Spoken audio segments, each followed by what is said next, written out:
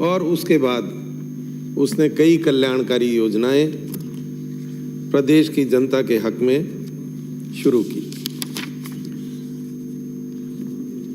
इनमें सबसे प्रमुख है चिरंजीवी योजना।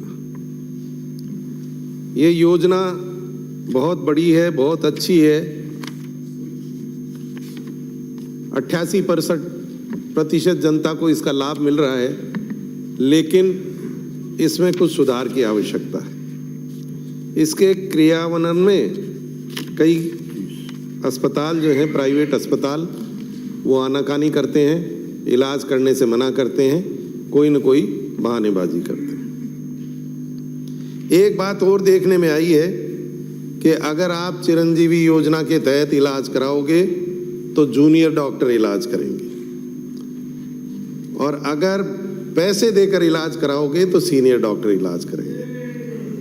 तो मेरा सुझाव है, आपने एक टोल फ्री नंबर दे रखा है, लेकिन वो टोल फ्री नंबर कई बार जवाब नहीं देता, कई बार मिलता नहीं है, और मिलता है तो संतोषजनक कार्रवाई नहीं कर पाता। तो इसके लिए आप इतना बड़ा खर्चा इस योजना पे कर रहे हैं और आपकी मंशा भी है कि इसका लाभ आम जनता तक पहुंचे, तो इसके लिए एक कोई सीनियर अधिकारी इस तरह का नियुक्त किया जाए जो जनता को सुलभ अवेलेबल हो, और वो इसकी शिकायतें सुने और उनका निराकरण करें। ओपीएस स्कीम, आपकी ओल्ड पेंशन स्कीम, बहुत अच्छी है, कर्मचारियों ने बहुत इसको सराहा है। इसी तरह से आपकी बहुत सारी योजनाएं हैं जिनका लाभ राजस्थान की जनता को मिल रहा है। बिजली के बारे में अभी बहुत समस्या चल रही है, किसानों को समय पे बिजली नहीं मिल पा रही है और इससे बड़ी परेशानी हो रही है। सरकार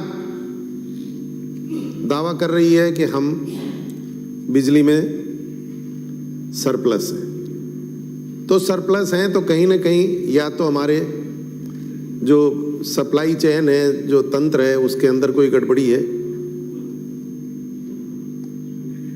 मेरे यहाँ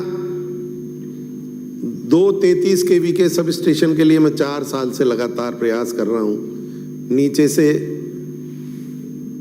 रेकमेंड होके भी आ गए हैं, लेकिन किसी स्तर पे वो दबे पड़े हैं। तो जबकि कई जगह बहुत सारे 33 kV के 132 के सब स्टेशन लग रहे हैं, लेकिन मेरे विधानसभा क्षेत्र में 2, एक कोला की नांगल में और एक माउंडा मंडोली में बहुत लंबे समय से मांग चलती आ रही है।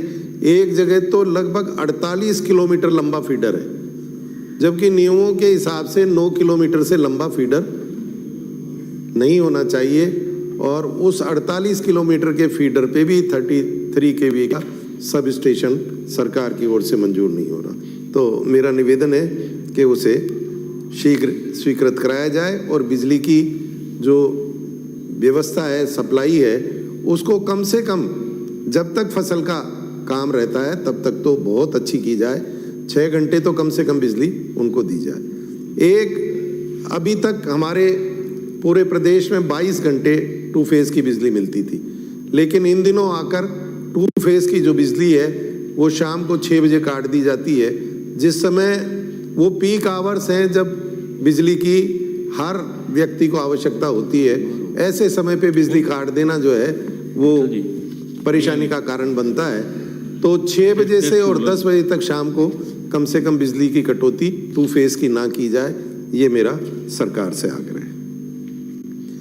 फसल खराबे की बात कई माननीय सदस्यों ने पहले भी कर दी है।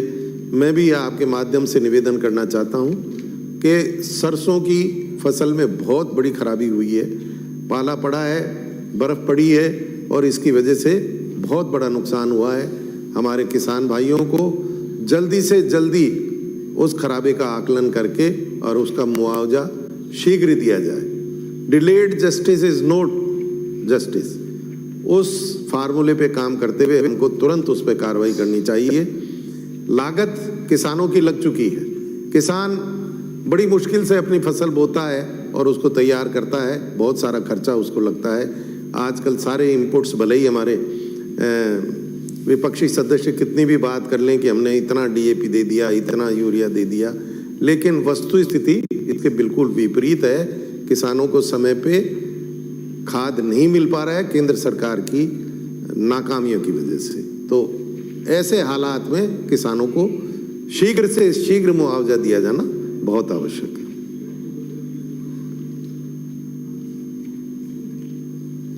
एक सिलिकोसिस के बारे में सरकार की बहुत अच्छी योजना चल रही है, लेकिन जैसी अच्छी योजना है, जैसी सरकार की मंशा है, उसके अनुरूप काम नहीं हो रहा है। जो कैंप लगाए जाते हैं, जो लोग बीमार मरीज जो है वो अधिकारियों के पास, डॉक्टरों के पास जाते हैं, तो वो बजाय सिलिकोसिस के उनको किसी और कारण से बीमार होना बता देते हैं। सांस की बीमारी है,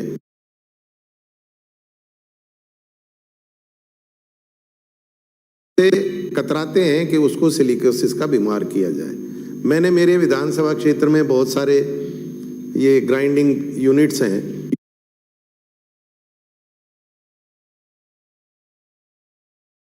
सही ढंग से मुआयना करे और उनको पालना करवाए नियमों की। डस्ट जो है कम से कम उड़े, वो पानी का छिड़काव करें, वो मास्क वगैरह का यूज करवाएं अपने वर्कर्स को। तो इन नियमों की अगर कड़ी पालना करवाई जाएगी तो इस बीमारी की रोकथाम में मदद मिलेगी। और इसकी जांच के लिए सरकार को विशेष कदम उठाने चाहिए, जिससे कि हम इस बीमारी से नुकसान को कम कर सकें। जल जीवन मिशन की कई सदस्यों ने बात की, मैं भी उस विषय में कुछ मेरे विचार रखना चाहता हूं। एक तो सबसे बड़ी समस्या जल जीवन मिशन की है कि जो ड्राई पॉइंट्स हैं, जो सूखे निकल जाते हैं बोरिंग, उनकी कोई व्यवस्था नहीं है उनको दोबारा लगाने की। अगर किसी गांव में योजना स्वीकृत है और आपने वहां 2 बोरिंग लगा दिए और अगर दोनों बोरिंग सूखे निकल गए तो वो सारी आपकी जो योजना है वो धरी की धरी रह गई। आपका जो सोच है कि हर घर तक पानी हम पहुंचाएंगे, वो सोच आपकी वहीं की वहीं धरी रह जाएगी। तो मेरा आपके माध्यम से निवेदन है कि जो बोरिंग सूखे निकल जाएं उनकी एवज में और नए बोरिंग लगवाने का प्रावधान इस योजना में किया जाए। एक इसके अंदर देरी बहुत हो रही है, काम बहुत धीमी गति से चल रहा है। ठेकेदार लोग बहुत सारे जिलों का काम ले लेते हैं, पूरे जिले का काम ले लेते हैं, उसकी कैपेसिटी नहीं है उतना काम करने की, उससे ज़्यादा वो काम ले लेता है और उसका नतीजा ये निकलता है कि काम की गति धीरे रहती है। कई पंचायतें ऐसी हैं अभी जहाँ पे हमारे यहाँ काम शुरू ही नहीं हो पाया। एक ही ठेकेदार है पूरे जिले का, उसके पास सीमित साधन है।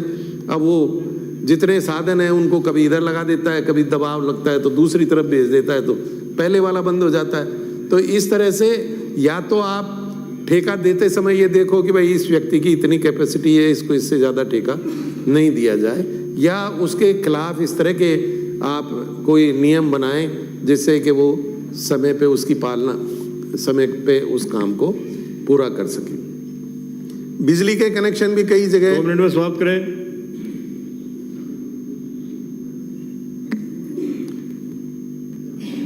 सरकार ने सेकेंडरी स्कूल्स को सीनियर सेकेंडरी में कन्वर्ट करके बहुत अच्छा एक कदम उठाया था।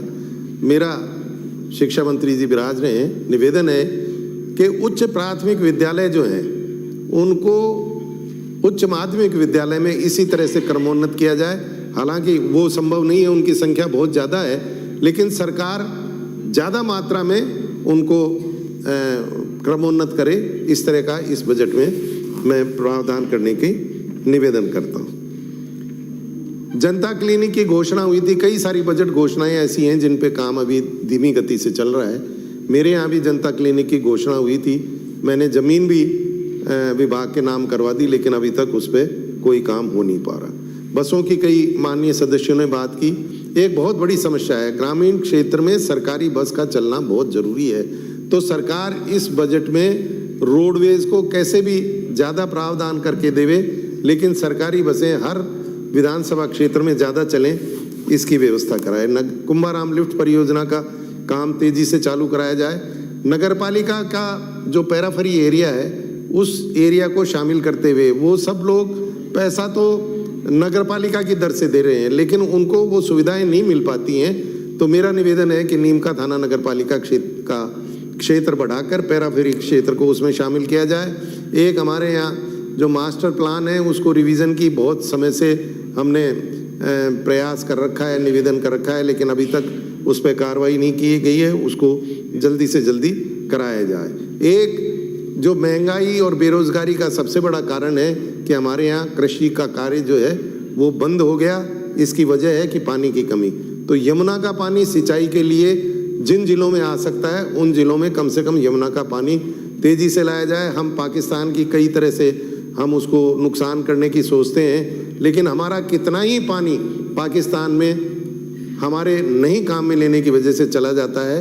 तो दुतरफा काम होगा, हमारे यहाँ उन्नति होगी, विकास होगा, कृषि को बढ़ावा मिलेगा और पाकिस्तान में जो पानी जा रहा है उस पानी को रोका जा सकेगा। मेरे यहाँ की एक बड़ी मांग जिला बनाने की मांग है। अध्यक्ष सभापति महोदय, मैं पुनः सदन के माध्यम से निवेदन करता हूं कि नीम का थाना को जिला बनाया जाए। धन्यवाद। जय हिंद।